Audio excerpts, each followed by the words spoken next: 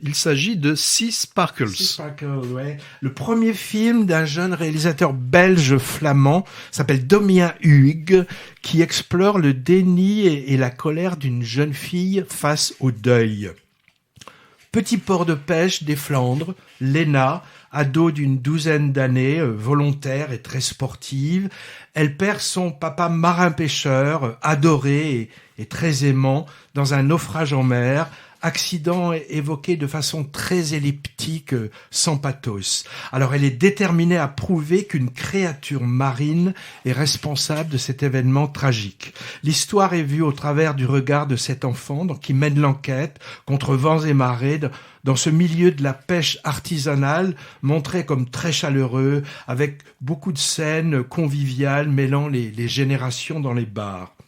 Donc c'est un mélodrame sur le deuil impossible, donc, mais avec des choses en plus. Déjà, le film se double d'une étude sociologique presque documentaire, déjà sur le lieu et sur la communauté de gens qui l'habitent, en s'attachant en particulier à saisir le quotidien d'une jeune ado de maintenant, entre déambulation dans la petite ville côtière, concert de rap de son grand frère, après-midi au skatepark et ses relations d'amitié très fortes avec garçons et filles.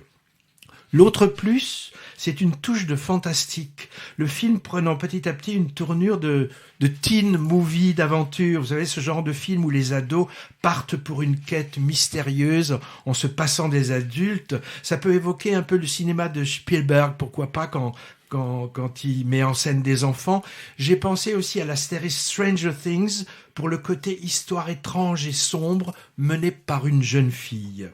Pour un premier film, c'est vraiment maîtrisé, je trouve, tant du point de vue du scénario que de la réalisation. Ça donne quelque chose de très sensible et émouvant et pas du tout mièvre, comme on pourrait le redouter avec un tel sujet, en grande partie grâce à l'actrice principale débutante qui rend son personnage à fort caractère remarquablement attachant. Bon, je peux la nommer, mais je vais écorcher son nom. Elle s'appelle Sahar Rogiers.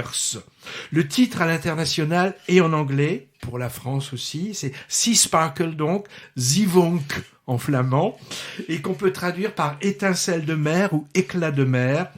Il est en référence à un phénomène marin lumineux étonnant dû à une algue microscopique luminescente qui donne un scintillement à la surface de l'eau dans des conditions particulières. Cette curiosité qui est utilisée dans le scénario participe un peu au côté fantasmagorique du film. Malgré un sujet grave, le déni de deuil par un enfant, je pense qu'il est traité de telle manière que Sea Sparkle pourrait aussi intéresser les ados, car on y parle d'eux et on en parle bien. Sur les écrans, la semaine prochaine, le 13 décembre, est vivement conseillé.